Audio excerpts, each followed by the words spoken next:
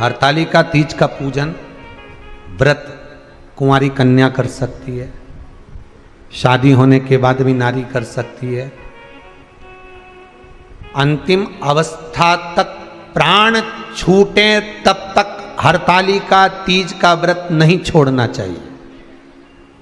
एक व्रत हमेशा याद रखो, एक एकादशी और एक हरतालिका। हाँ, इतना जरूर है, ज़्यादा शरीर बेकार हो गया, बुढ़ापा आ गया, शरीर नहीं साथ दे रहा, तो कुछ फल खा लो, कुछ चाय दूध जूस आप लेकर कर लो। इतना भी नहीं बने, शरीर बहुत ही बेकार हो गया, तो आप एक समय फल का फलहार धारण कर लो, ठीक है। पर हरतालिका व्रत करने वाली माताएं भले उद्यापन कर दे, तो उस व्रत को थोड़ा हल्का कर लो। उद्यापन करा मतलब तुमने व्रत को हल्का कर लिया, थोड़ा हल्का कर सकते।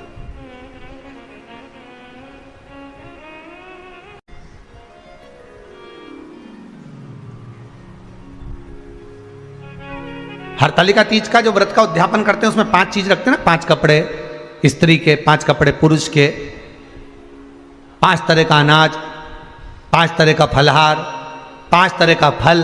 तो 5 तरह का जो फल रखाता है हरतालिका तीज के उद्यापन में, दुनिया के लोग उस 5 तरह के फल को केला गिन ले, पपीता गिन ले, मौसम्बी गिन ले, और अनार गिन ले, संतरा गिन ले, सब कुछ गिन लेते हैं, पर उस 5 तरह के फल में धतूरे को नहीं गिनते। पर शिव कथा में वर्णन आता है, हरतालिका तीज के उद्यापन में लिखा हुआ है, सबसे पहले 5 फल अगर गिनना है तो उसमें पहले धतूरे को गिनो, क्योंकि शंकर को वो प्रिय होता है, शंकर उसको स्वीकार कर लेता है। और धतूरा शंकर भगवान को क्यों चढ़ाया जाता है उसका प्रसंग आपको पहले भी कहा, आज फिर कहते हैं। धतूरा जब हम भगवान शंकर को समर्पित करते हैं तो हमारा कोई कार्य अटक रहा होता है, जिस कार्य को बार बार एग्जाम में बैठे हो, बार बार परेशान हो रहा है, बार बार इंटरव्यू देने जा रहे हो, नहीं हो रहा, एक बार धतूरे को हृदय से, भगवान को प्रेम से, करुणा सागर मेरे शंकर को दिल से एक बार वो धतूरा भगवान से विनती कर कर उसको चढ़ाओ तो सही,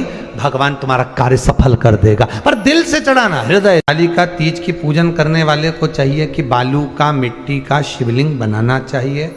फुलेरा जो बनाया गया है ऊपर शंकर जी के ऊपर लटकाने के लिए, टांगने के लिए, उसके नीचे शिव पार्वती गणेश जी की सुंदर बालू की मूर्ति बना लेना चाहिए, पार्थिव लिंग का निर्माण कर लेना चाहिए। शिव की आराधना करना चाहिए।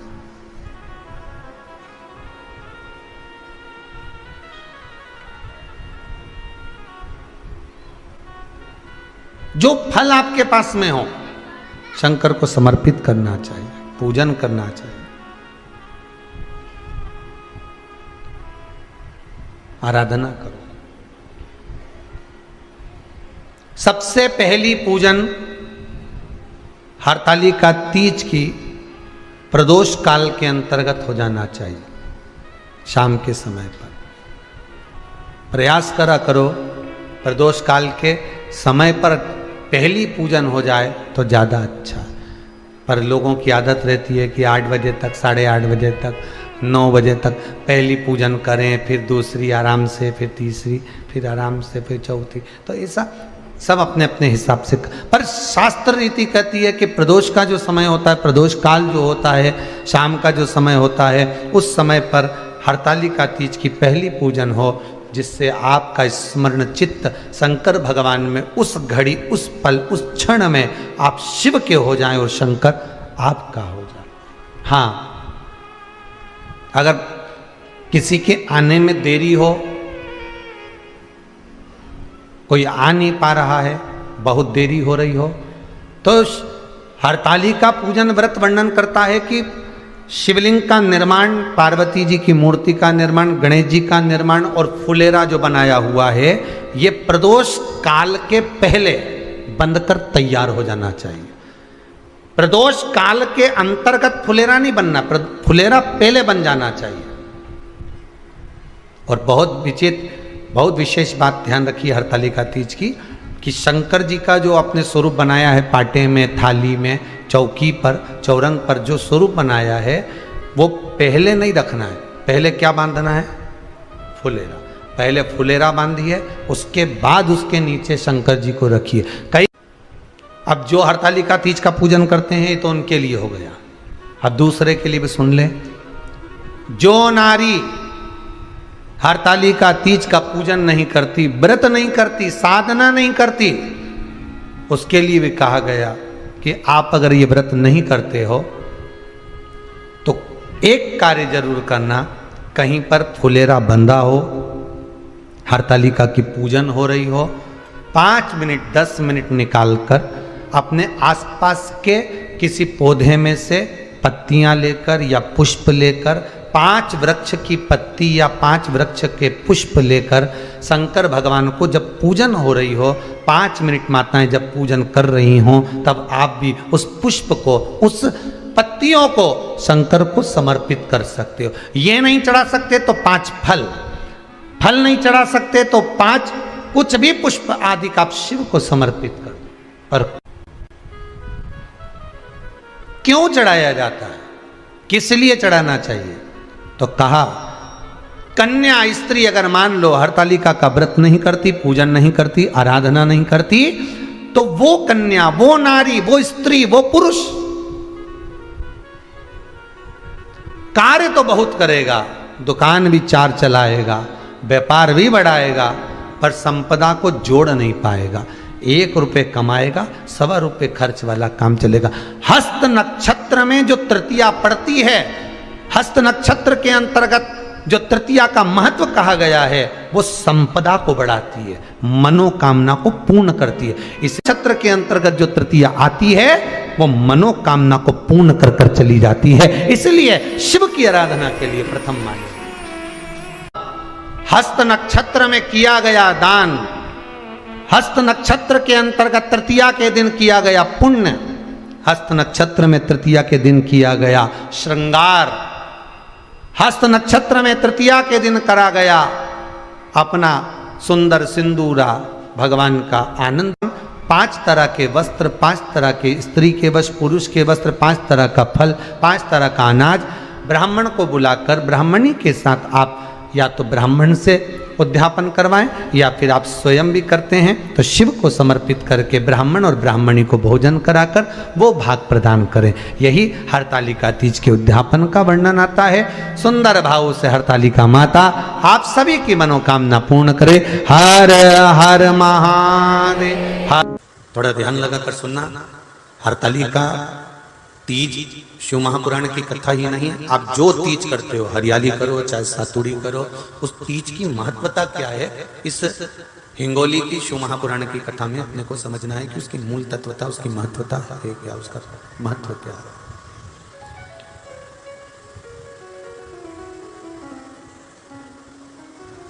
भगवान ब्रह्मा, भगवान विष्णु और भगवान शिव, इन तीनों की जो अर्धांगिनियां, ब्रह्माणी, लक्ष्मी और पार्वती, इन तीनों ने तप कर कर, साधना कर कर ब्रह्मदेव को, भगवान विष्णु को और भगवान शंकर को प्राप्त किया। और तीनों ने प्राप्त कर कर तीनों देवताओं से वर मांगा कि वर हमको ऐसा दीजिए कि हमारे तप साधना का फल नारी को तीज के दिन प्राप्त हो जाए। अब देखिए जरा, एक ही व्रत से, एक ही उपवास से उसको संपूर्ण तप साधना का फल प्राप्त हो रहा है, संपूर्ण तप साधना का फल उसको मिल रहा है। मात्र एक व्रत से, केवल एक व्रत कर रहे हैं, संपूर्ण तप साधना का फल उसको प्राप्त हो रहा है। ऐसा कोई व्रत, ऐसी कोई साधना, ऐसा कोई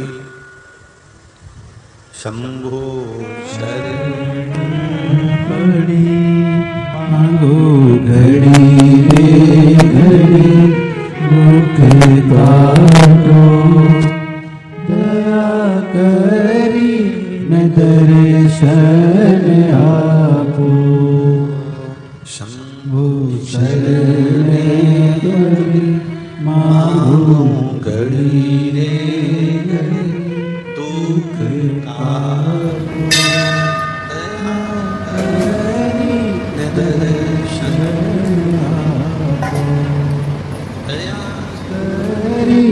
मैं दर्शन आपको। तो ब्रह्माणी ने ब्रह्मदेव से मांगा, लक्ष्मी जी ने भगवान विष्णु से मांगा, पार्वती जी ने भगवान शिव से मांगा कि ऐसा वर दे दीजिए जिस वर से एक ही व्रत करने से संपूर्ण फल की प्राप्ति हो जाए, संपूर्ण फल मिल जाए। ऐसा एक व्रत का फल दे दीजिए, मात्र एक व्रत का। अब देखिए, हरियाली तीज करने वाली माताएं थोड़ा ध्यान से सुनना।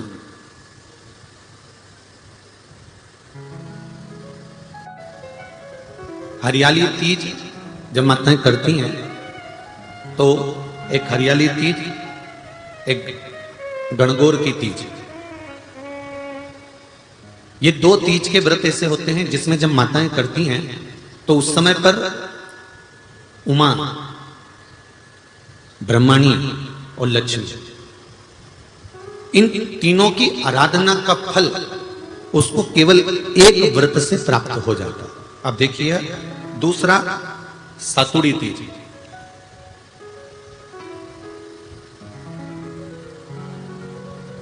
इसमें उमा और महेश्वर, उमा और महेश, ब्रह्माणी और लक्ष्मी,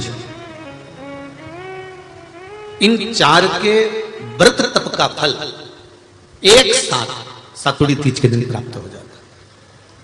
अब एक आती है हरतालिका तीज। आप लोग करते हो हरतालिका? यहाँ लोग करते कि नहीं करते? करते हैं यहाँ पे हरतालिका? कौन कौन करता है? जरा हाथ उठाओ तो जरा। अरे सभी करते हो, रखो रखो, बहुत बढ़िया, बहुत अच्छी बात। एक आती है हरतालिका तीज। इस तीज का व्रत माता पार्वती बेल वृक्ष के आनंद के साथ में फुलेरा बनाकर करती है, और जिसमें इस हरतालिका में माता पार्वती जी के जितने जन्म पहले हुए हैं, माता पार्वती का जन्म तो 52वें नंबर का, 52 नंबर पे माता पार्वती का जन्म है। इससे पहले तो माता के 51 जन्म पहले हो चुके, 51 जन्म माता पार्वती का पहले हो चुके। तो वो जितने जन्म माता पार्वती पूर्व में ले चुकी हैं, ब्रह्माणी जितनी बार ब्रह्मदेव के साथ में विराजमान हो चुकी हैं, इंद्राणी जितनी बार इंद्र के साथ विराजमान हो चुकी हैं, और लक्ष्मी चाहे वो राधा के रूप में हो, चाहे वो रुक्मणी के रूप में हो, चाहे वो सतभामा के रूप में हो, चाहे वो यमुना के रूप में हो, चाहे वो गंगा के रूप में हो, जितनी बार माता लक्ष्मी ने रूप धारण करे हैं वो सब रूप में, और माता पार्वती अपने सारे रूप में, ब्रह्माणी अपने सारे रूप में, लक्ष्मी अपने सारे रूप में इस हरतालिका तीज के व्रत को करने के लिए आतुर रहती हैं। और इस व्रत को कर एक दिन में ही संपूर्ण विश्व का जितना तप है, साधना है, उपवास है, सबका फल एक साथ एकत्रित कर लेती हैं केवल एक व्रत में, हरतालिका तीज। अब एक बात ध्यान से सुनिएगा, सारे व्रत, आपका अगर स्वास्थ्य खराब हो गया तो आप व्रत छोड़ सकते हो। जितने भी व्रत आप लोग कर रहे हैं पूर्व के, सोमवार, मंगलवार, एकादशी, छठ, पंचमी, चतुर्थी, अगर आपका स्वास्थ्य खराब है तो आप उस व्रत को छोड़ सकते हो, सारे व्रत को छोड़ सकते हो। पर तीज का जो व्रत होता है, हरतालिका जो व्रत होता है, ये व्रत एक बार लेने के बाद जब प्राण छूटते हैं तभी ये व्रत समाप्त होता है, अन्यथा बीच में ये व्रत समाप्त नहीं। ये व्रत समाप्त होता ही नहीं। अगर शरीर से नहीं बनता कि अब हमारी अवस्था हो गई, अब शरीर से नहीं बन रहा है, तो भले एक पहर की पूजन कर कर, एक पहर का नियम धारण कर कर, एक पहर का स्मरण कर कर, एक पहर का पूजन व्रत धारण करो, और उसके बाद में भले आप थोड़ा सा जो भी आपको लेना है वो कर लो, पर इस व्रत को करना ही पड़ता है। इस व्रत का नियम ही यही है। इस व्रत पार्वती मैं तुम्हें प्राप्त हुआ हूं, यह हरतालिका तीज के व्रत का फल है। शिव जी कहते हैं पार्वती, जो नारी हरतालिका तीज के व्रत का स्मरण करती है, फुलेरा जो बांधा जाता है उसमें 5 माला से ज्यादा माला लटकना चाहिए, 5 से कम नहीं। कितनी? जैसे माला जो लटकाते हो वो 5 से ज्यादा होना चाहिए। 5 तो जया, विषहरा, शामलीबारी, दौतली, देव, इससे अधिक होगी चलेगा, पर इससे कम फुलेरे के अंदर माला नहीं होना चाहिए महाराज। दूसरा, फुलेरा जहां हरताली का व्रत हो वहीं पर बांधा जाता है। हरताली का तीज का व्रत एक ऐसा व्रत होता है जो मरते दम तक रहता है। इस व्रत को छोड़ा नहीं जाता। ये नहीं किसी और वाले गुरुजी ने कहा और अपन ने एक बार कर लिया और अगली बार वो व्रत गायब हो गया, ऐसा नहीं होता।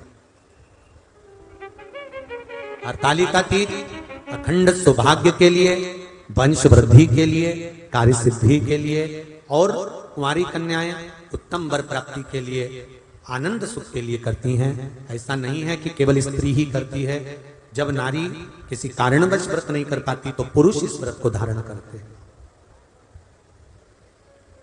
30 अगस्त को, यही 30 तारीख को, कल 29 है, परसों 30 तारीख को हरताली का तीज रहेगी। आप सब अपने हृदय से, मन से इस व्रत को कर कर अपने जीवन को सार्थक बनाइएगा। जो करते हैं, कितने लोग करते हो जरा हाथ उठाइए। हरताली का तीज इतने सारे करते हो, अरे वाह वाह, कर लो, प्रणाम प्रणाम, आपको बहुत बहुत नमन करता हूं, बहुत बहुत सारा। फुलेरा बांधते हो? नहीं, अब की बात बांधना। मंदिर में करते हो तो मंदिर में, घर में करते हो तो घर में। फुलेरा वंश की वृद्धि करता है, फुलेरा अखंड सौभाग्य देता है, फुलेरा मन की कामना को पूर्ण करता है। जो बेटियां जिनका विवाह नहीं हो रहा हो या बेटे जिनका विवाह नहीं हो रहा हो, वो 7 स्थान पर कहीं फुलेरा बंधा हो तो फोन लगाकर पूछना कहां बंधा है, वहां का दर्शन करना। एक फूल में हल्दी कुंकू लगाकर शिव जी को चढ़ाकर फिर वहां से जाना। 7 स्थान के फुलेरे का दर्शन अवश्य करिएगा। जो व्रत नहीं करते हैं उनसे निवेदन है, कहीं हरताली का हो रही हो तो वहां बैठकर अगर भजन हो रहे हो तो थोड़ी देर भजन गाने चले जाना। अपने मोहल्ले में, कॉलोनी में, सोसाइटी में कहीं हरताली का तीज का व्रत हो रहा हो तो 2-4 मिनट जाकर दर्शन जरूर करना, जिससे भोलेनाथ आपका अखंड सौभाग्य करे और आपके मन की कामना पूर्ण करे।